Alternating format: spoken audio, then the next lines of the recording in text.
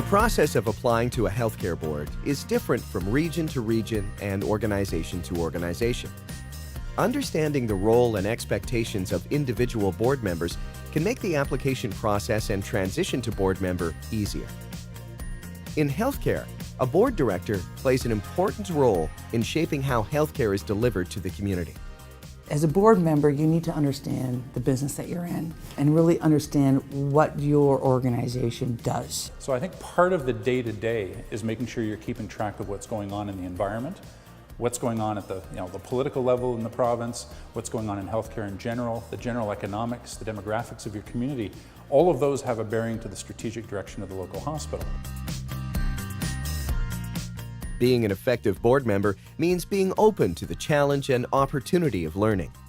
We're looking for people who have a deep interest in the hospital, a passion for healthcare and patients, and someone who is open to learning. I don't think I've ever been on a steeper learning curve in my career. And you have to be a sponge, and you've got to sit back and learn as much as possible, because you can't make an informed decision or an informed recommendation or engage in an informed debate if you don't have the background.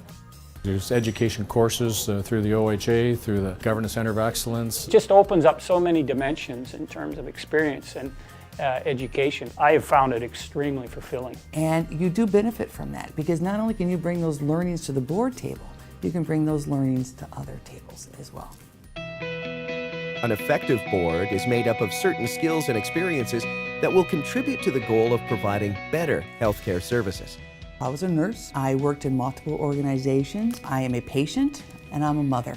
So I bring all those aspects to the board. My role is to bring that voice. You have to have people who are good with finance. You have to have people who are good with event planning. You have to have people who are good public speaking. You need all sorts of different qualities. If you get that combination right, then you've really got probably your best sweet spot to have a board that's reflective of that community, but that can also provide the right kind of governance and oversight for management. At the heart of a director's role is the need to act on behalf of the community.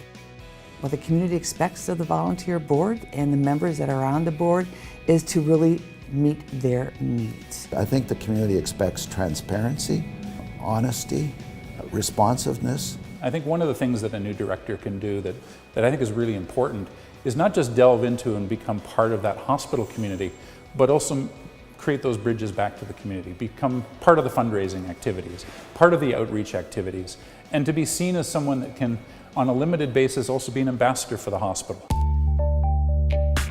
In addition, healthcare boards need to take into consideration the expectations of healthcare operations. The number one determinant of an effective relationship is establishing trust. Trust between the board and the CEO and the board. If that trust doesn't work, then governance isn't going to work. The key elements to make it an effective relationship with my board of directors is a positive and supportive environment that we create together.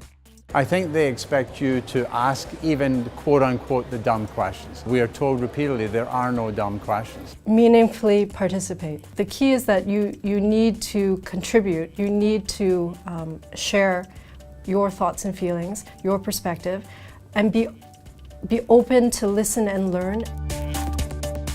Researching your local board will shed some light on the scope of the commitment required. Most chairs of boards should be very open to speaking to new potential members. They want to recruit. It's all about succession planning. Meet for a coffee and ask them about the board. Ask them, what is it like? Is it a good board? Is it fun? And would I fit with that board? And find out exactly what the commitment is, because there is a significant commitment. There's nothing worse than volunteering for something, knowing you can't put the time in. We have board meetings that'll last 5 or 6 hours. We have committee meetings on top of that. There are training courses in Toronto. There are webcasts that you really do need to participate in, otherwise you won't be an informed board member. You're looking at a minimum of 10 hours a week. Initially, in fact, it was a fair bit more than that, because there's a steep learning curve to get up, and you're having to get involved in as many things as possible to sort of build that personal framework that's going to give you that perspective to bring to the table for the discussions and decisions. Understanding your true motivation for serving on a healthcare board is the key to being effective in the role. You really should reflect back on why you decided to apply, and what your strengths are, what you can contribute, and also what you want to learn and what you want to gain from the board. And I think that the best board member is someone who's doing it for the right reasons. The purpose is you have skills that you want to contribute to an organization that you somehow have some passion for, or you feel motivated because it's helping your community, or you just want to grow as a person and at the same time doing some good volunteer work, then you should do it. Do they want to help people? Do they want to help the corporation become a better hospital? Do they want healthcare to be more proactive and better in the community? And so that's really how you make a difference, because without the community input, really what is the mission and what is the strategic direction? But above all, ask those right questions, take the risk, and go for it.